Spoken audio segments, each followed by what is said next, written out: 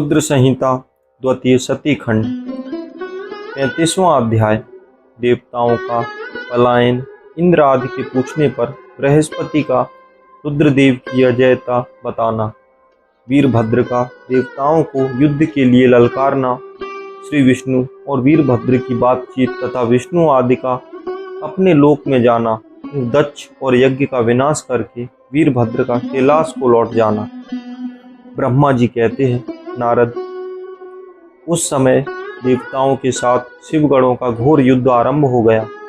उसमें सारे देवता पराजित हुए और भागने लगे। वे एक दूसरे का साथ छोड़कर स्वर्गलोक में चले गए। उस समय केवल महाबली इंद्र आदि लोकपाल ही उस दारुण संग्राम में धैर्य धारण करके उत्सुकता पूर्वक खड़े रहे। तदंतर इंद्र आदि सब देवता मिलकर उस सम्रांगण में बृहस्पति जी को विनीत भाव से नमस्कार करके पूछने लगे।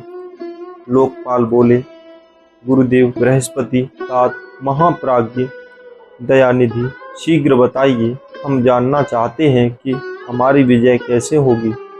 उनकी यह बात सुनकर बृहस्पति ने प्रयत्न पूर्वक भगवान शंभु का स्मरण किया और ज्ञान दुर्लभ महेंद्र से कहा। बृहस्पति बोले, इंद्र, भगवान विष्णु ने पहले जो कुछ कहा था वह सब इस समय घटित हो गया। मैं उसी को स्पष्ट कर रहा हूँ। सावधान होकर सुनो। समस्त कर्मों का फल देने वाला जो ईश्वर है वह कर्ता का ही आश्रय लेता है। कर्म करने वाले को ही उस कर्म का फल देता है। जो कर्म करता ही नहीं उसको फल देने में भी वह समर्थ नहीं है। अतः जो ईश्वर को जानकर उसका आश्रय लेकर सत्कर्म करता है उसी को उस कर्म का फल मिलता है। ईश्वर द्रोही को नहीं।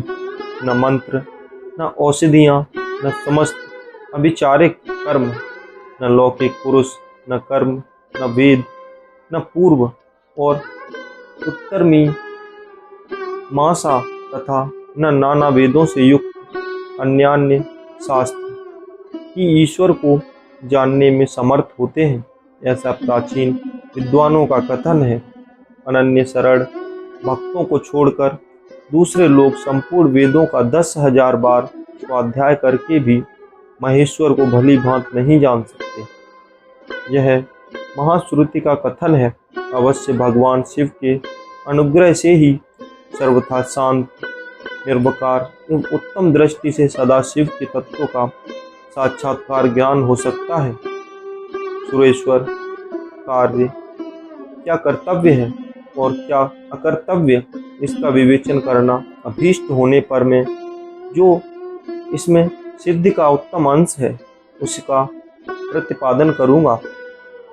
तुम अपने हित के लिए उसे ध्यान देकर सुनो। इंद्र, तुम लोकपालों के साथ आज नादान बनकर दक्ष यज्ञ में आ गए। बताओ तो यहाँ क्या पराक्रम करोगे।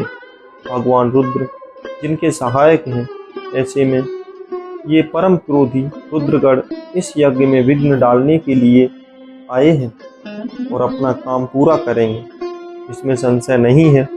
मैं सत्य सत्य कहता हूँ कि इस यज्ञ के विध्वंस का निवारण करने के लिए स्वतः तुमसे किसी के पास भी सर्वथा कोई उपाय नहीं है। सहित समस्त लोकपाल बड़ी चिंता में पड़ गए।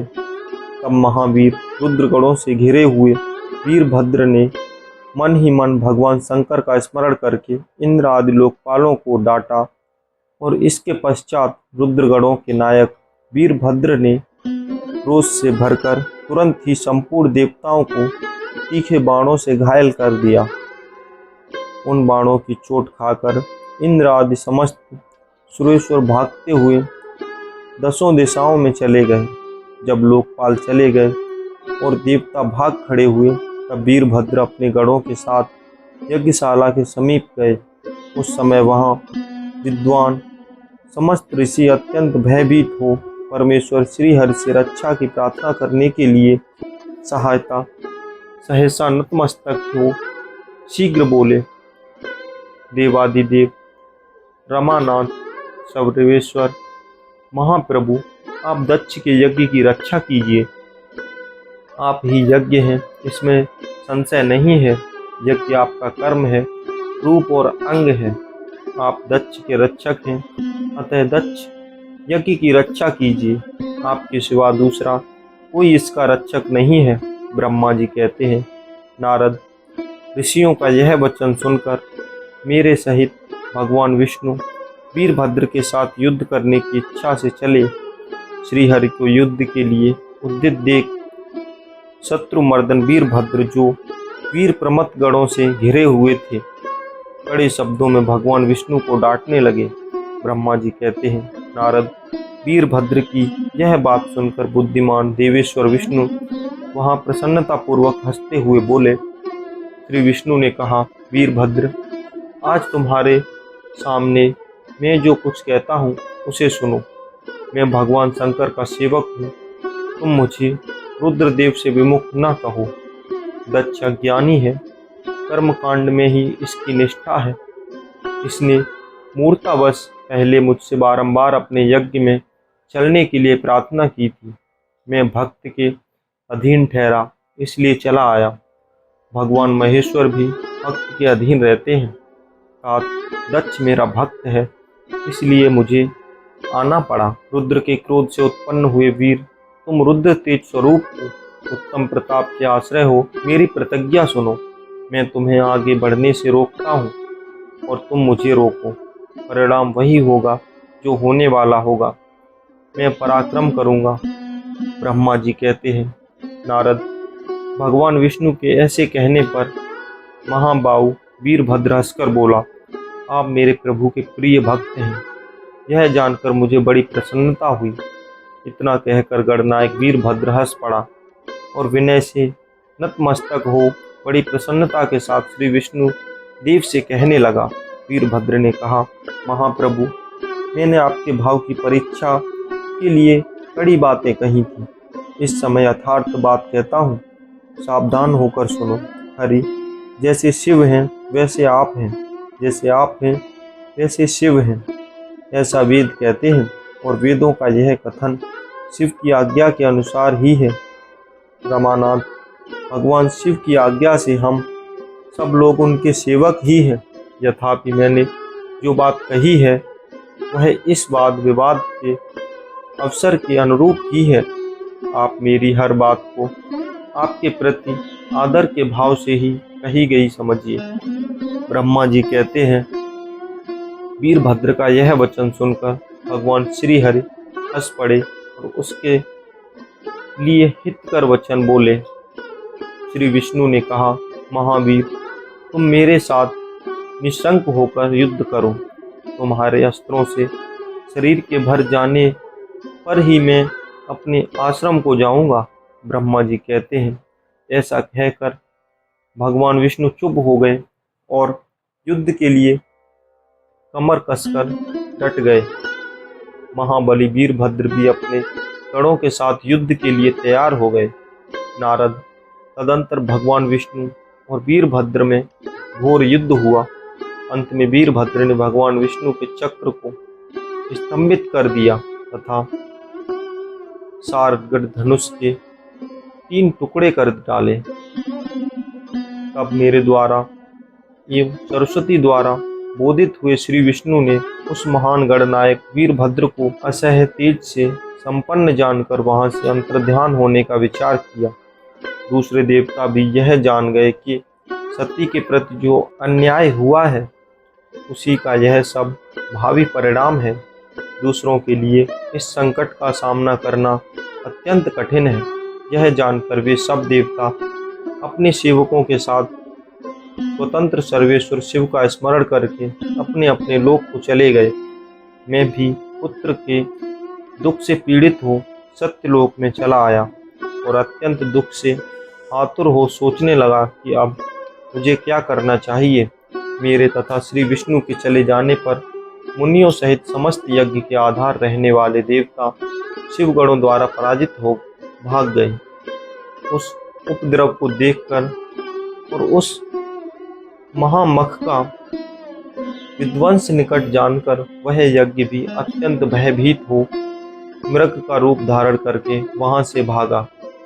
मृग के रूप में आकाश की ओर भागते हो देख वीरभद्र ने उसे पकड़ लिया और उसका मस्तक काट डाला। फिर उन्होंने मुनियों तथा देवताओं के अंग भंग कर दिए और बहुतों को मार डाला। प्रतापी मणभद्र ने भृगु को उठाकर पटक दिया और उनकी छाती को पैर से दबाकर तत्काल उनकी दाढ़ी मूछ नोच ली। चंड ने बड़े वेग से उषा के दांत उखाड़ लिए, क्योंकि पूर्व काल में जिस समय महादेव जी को दक्ष के द्वारा गालियां दी जा रही थी, उस समय वे दांत दिखा दिखा कर हंसते थे।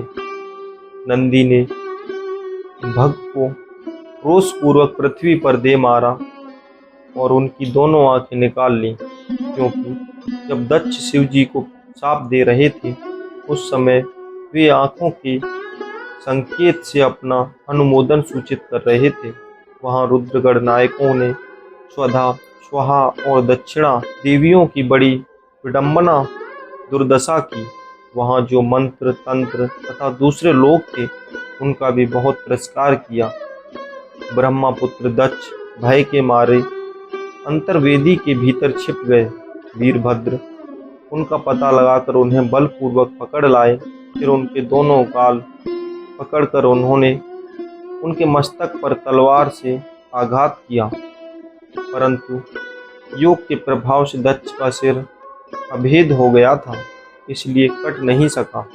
वीरभद्र को ज्ञात हुआ कि संपूर्ण अस्त्र शस्त्रों से इनके मस्तक का भेदन नहीं हो सकता।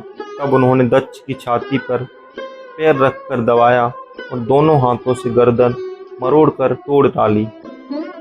फिर शिवद्रोही दुष्ट दक्ष के उस सिर को गणनायक वीरभद्र ने अग्निकुंड में डाल दिया। तदंतर जैसे सूर्य घोर अंधकार राशि का नाश करके उदय चल पर आरूढ़ होते हैं, उसी प्रकार वीरभद्र दक्ष और उनके यज्ञ का विध्वंस करके कृतकार्य हो तुरंत ही वहां से उत्तम कैलाश पर्वत को चले गए। वीरभद्र को काम पूरा करके आया देख परमेश्वर शिव मन ही मोहन बहुत संतुष्ट हुए और उन्होंने उन्हें वीर प्रमथ गणों का अध्यक्ष बना दिया। इसी के साथ यह अध्याय समाप्त होता है। इससे आगे की कथा सुनने के लिए आप हमारे पेज भारतीय संस्कृति को सब्सक्राइब कीजिए और बढ़ावा दीजिए। मिलते हैं इसके अगले एपिसोड में। हर हर महादेव, हर हर महादेव।